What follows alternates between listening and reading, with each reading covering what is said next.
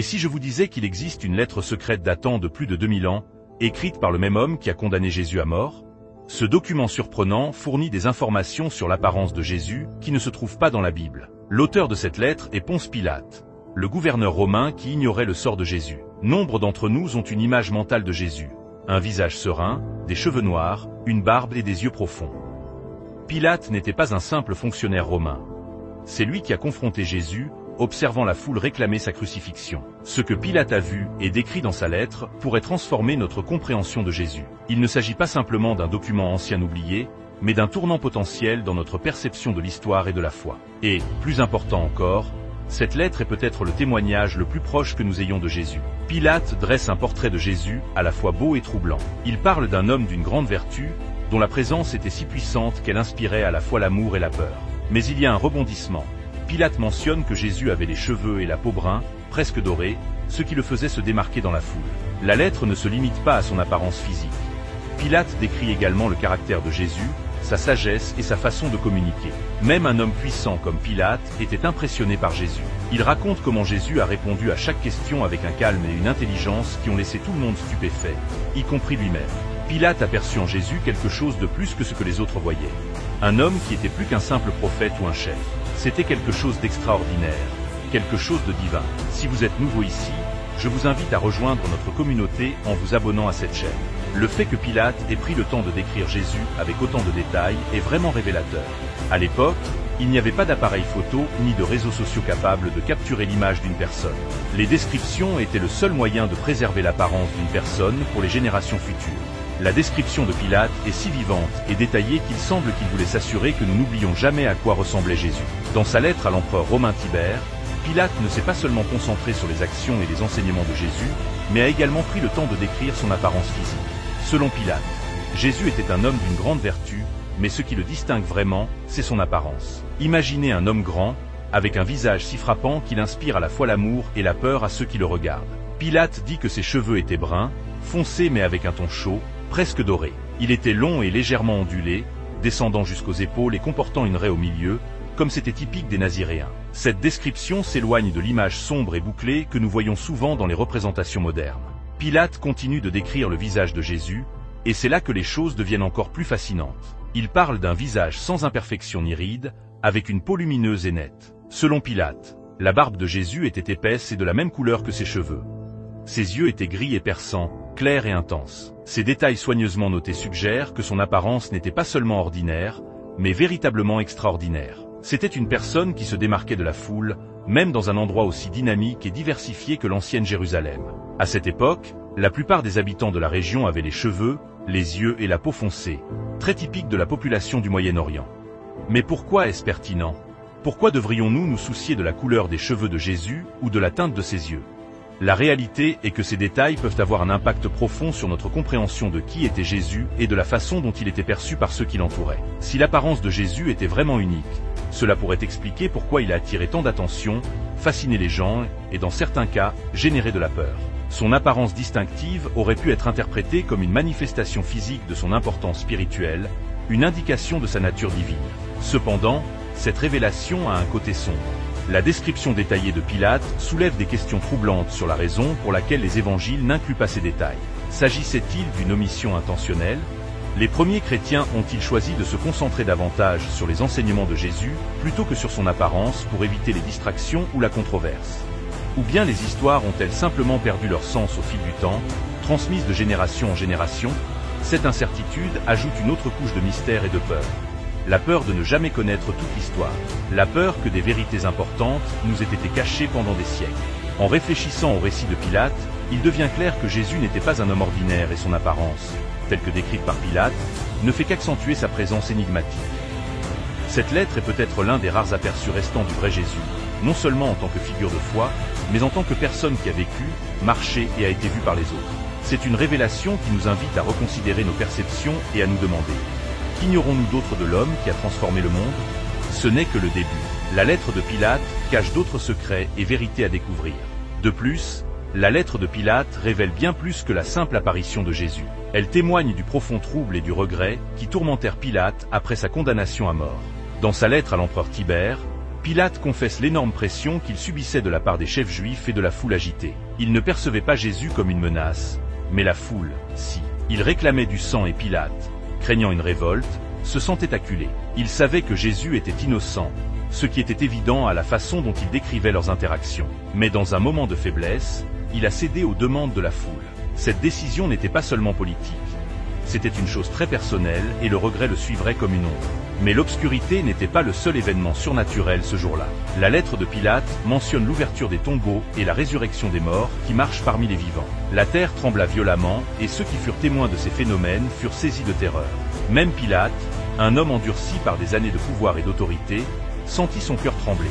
La peur dans ses paroles est évidente. Il avait peur non seulement de perdre le contrôle, mais aussi de ce qu'il avait fait. Il s'est lavé les mains devant la foule, un acte symbolique pour montrer qu'il n'était pas responsable de la mort de Jésus, mais qu'au fond il connaissait la vérité.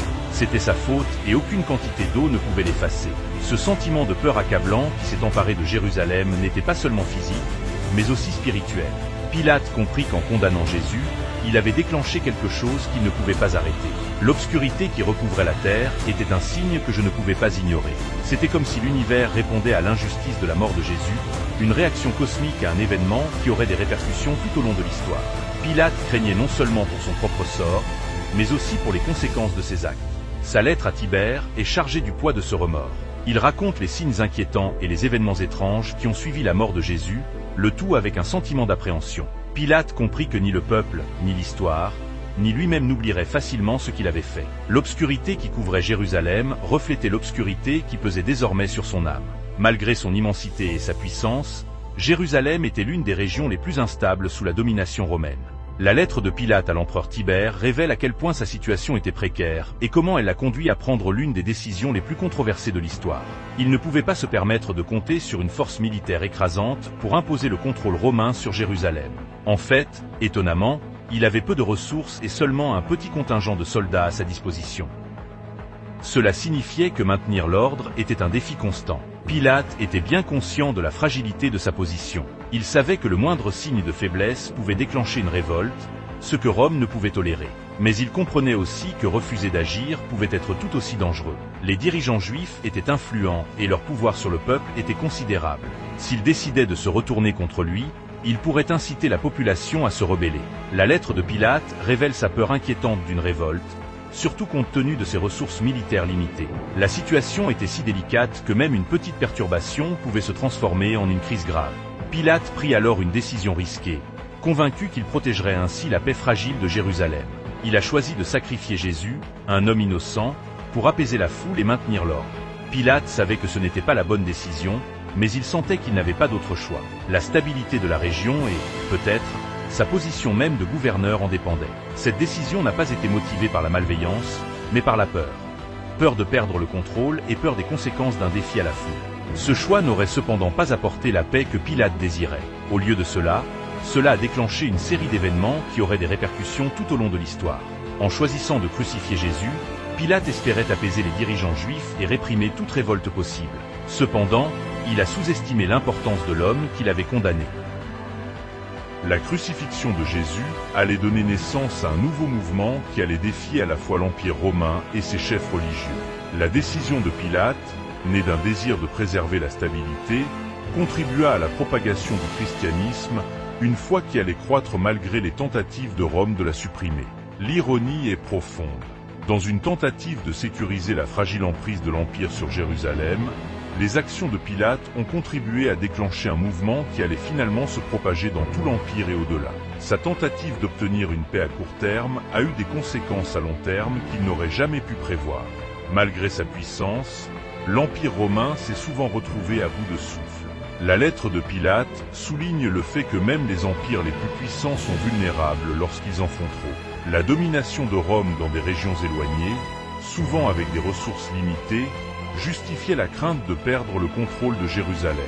L'histoire de Pilate nous rappelle les défis auxquels sont confrontés ceux qui détiennent le pouvoir, en particulier lorsque leur autorité repose sur des fondations fragiles. La lettre de Pilate est plus qu'un simple document ancien.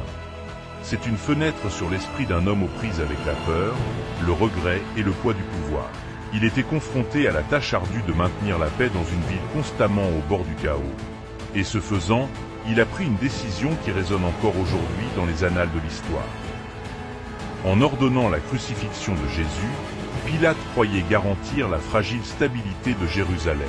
Cependant, il a, sans le savoir, ouvert la voie à une nouvelle ère, qui verrait l'essor d'une foi destinée à défier le pouvoir de Rome. L'obscurité qui a recouvert Jérusalem le jour de la crucifixion de Jésus était plus qu'un phénomène physique. C'était un symbole de l'ombre morale qui pesait sur Pilate et ses décisions.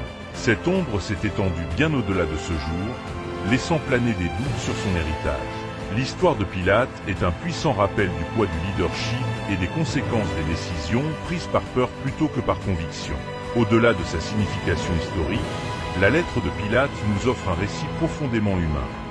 L'histoire d'un homme qui, malgré son pouvoir, était vulnérable aux mêmes peurs et aux mêmes doutes que n'importe lequel d'entre nous pourrait affronter. Sa tentative de naviguer dans les eaux troubles de la pression politique et sociale l'a conduit à une décision à laquelle il ne pouvait échapper, peu importe le nombre de fois où il s'en est lavé les mains. En fin de compte, l'histoire de Pilate, de Jésus et des ténèbres sur Jérusalem n'est pas seulement un récit du passé. C'est un récit qui nous pousse à réfléchir aux décisions que nous prenons dans nos vies. Combien de fois, par peur ou par commodité, choisissons-nous la solution de facilité au lieu de défendre ce que nous savons être juste? L'histoire de Pilate nous pousse à considérer les conséquences à long terme de nos actions, nous rappelant que même les décisions les plus fugaces peuvent laisser une marque indélébile dans l'histoire. C'est une histoire de pouvoir, de peur et de regret, mais aussi de conséquences inattendues et d'impact durable.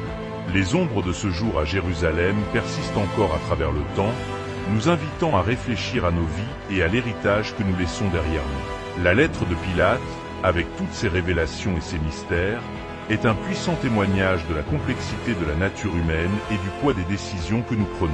Merci de nous rejoindre dans ce voyage fascinant.